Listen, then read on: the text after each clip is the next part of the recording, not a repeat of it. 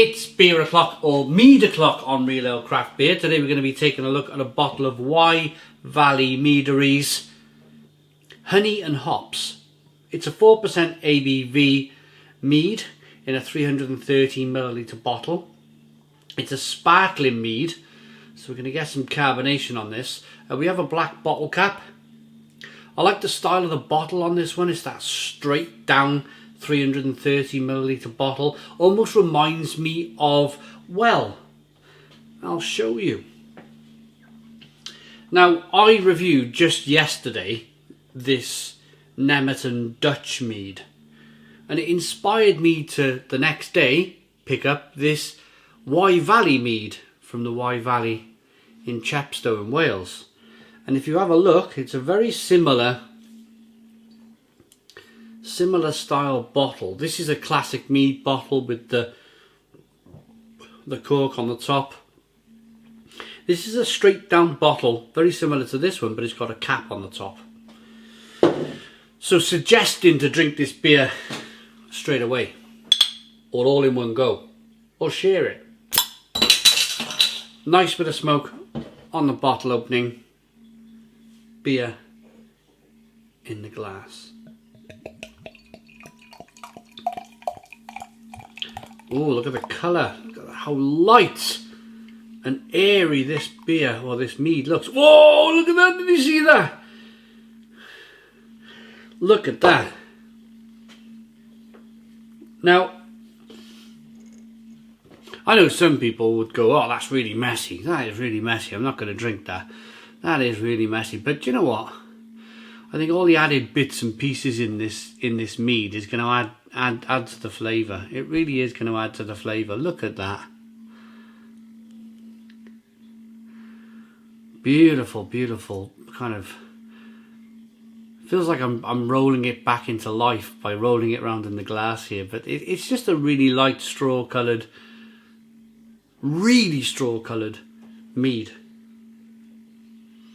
Let's get the aroma on this hazy looking liquid. Oh, wow. That's different. That is really different.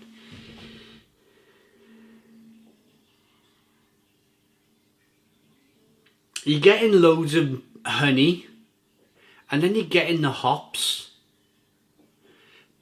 But in the aroma, because of the hops and the honey are kind of mixing together, it's almost like something like medicated. It smells medicated. It smells like you've got the spices and the pepperiness from the hops, the lemon from the hops, but that's mixing in the aroma with the honey, the sweet honey, and it's giving her like a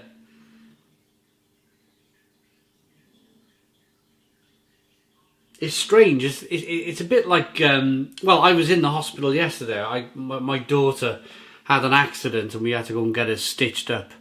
So I was in the hospital just yesterday getting my daughter stitched up, and it's on her hand, so no worries. It's not like she's got stitches all over her face or anything like that.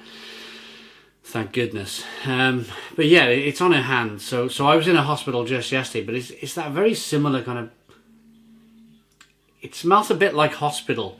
But bear with me, bear with me. I hope this is not putting you off. It's just the aroma. It's just the combination of the hops and the honey that's clashing a bit and causing this aroma. Let's dive in. Cheers.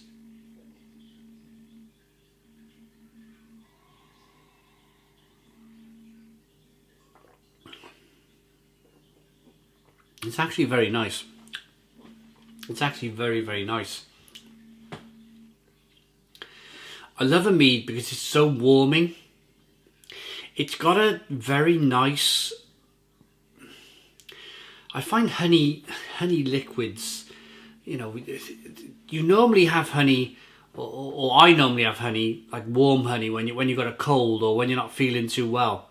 Which I very rarely, touch wood again, I feel unwell, but it's got that same medical kind of taste to it. But that's just my mind. That is just my mind. It's not like your mind. It's not your mind. It's my mind. It's just... I know some people have spoonfuls of honey every morning. You know, they swear by the stuff. And of course, brilliant. I get that. But for me, honey's more of a, like, you've got a blanket round your shoulders and you're shivering a bit, you know?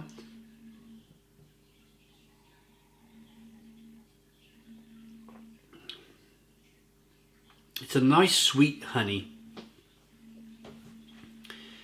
It's a nice hoppy finish. It's a very different flavour. I'm not going to go as far as to say it's a strange flavour. It's very different. I think you would have to drink enough of this hoppy mead that you would challenge yourself to get used to it, to get used to the taste.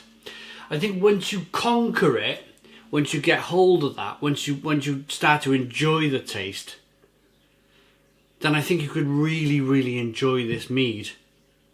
But I think at this stage, it's a little bit of a struggle. It's a little bit of a struggle for me. Even though I've drank 7,000 plus beers on the channel, I can pick it apart. I know exactly what I'm tasting.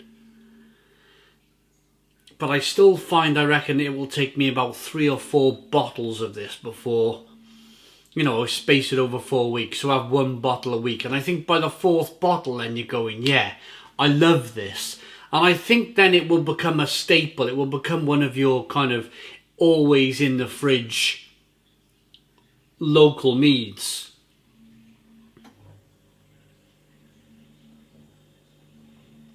It's slightly unusual as well because it's got a carbonation to it.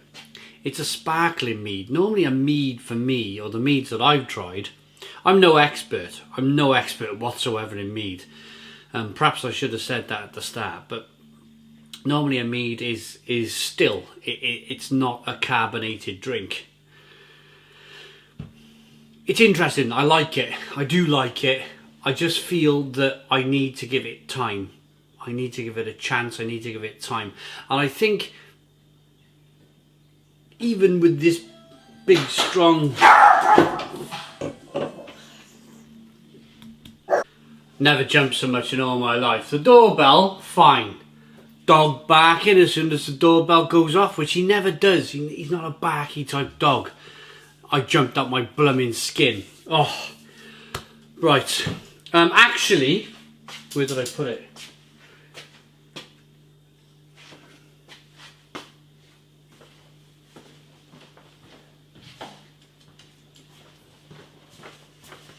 It was a tube of beer from Mick in Australia. Thank you, Mick. Thanks for that. Really appreciate it.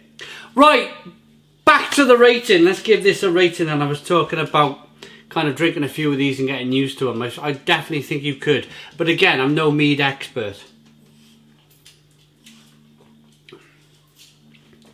It's nice, but for me at the moment it's an acquired taste, so I'm going to give it a 7 out of 10. 7 out of 10 from Real Ale Craft Beer. Please put your comments in the comments box, subscribe to our daily beer and food reviews, give us a big fat thumbs up. Boom! Cheers!